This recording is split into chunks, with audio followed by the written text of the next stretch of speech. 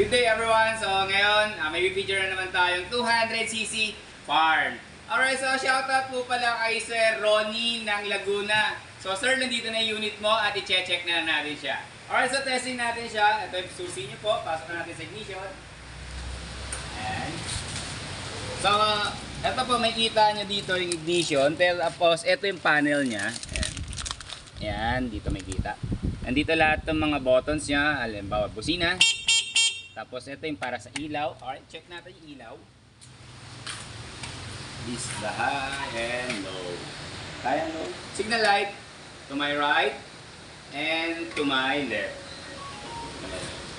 Alright, so ngayon naman i-start po natin siya.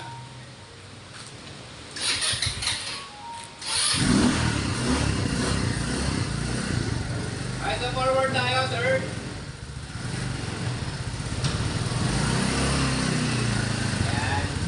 Forward tayo. So ito, may kita nyo, plastic lang po to ha. Tinanggal lang natin nung sa ganun, makita natin yung pagiging clear niya. Okay, so pag may plastic siya, ganito po yung itsura.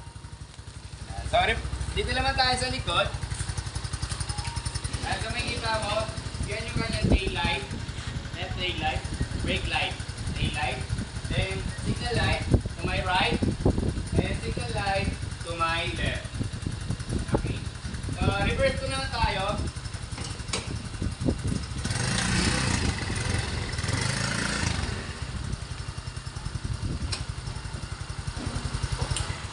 Alright.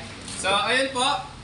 Shoutout ko ulit kay Sir Ronnie. So, ito nakita nyo yung feature ng kanyang farm. Meron siyang carrier dito na kaya hanggang 200 na kilo. Yeah. So, dito, kaya yan. At the same time, kagandahan sa kanya, mga ma'am, sir, meron siyang 10 inches na mags type.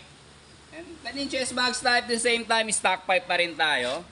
Stock pipe, GY6 engine, naka-disc brake tayo. Yan, so makikita mo, disc brake yan. Tapos, syempre, final drive natin, chain. Okay po. Right, thank you so much, sir, sa pag-avail dito. And God bless.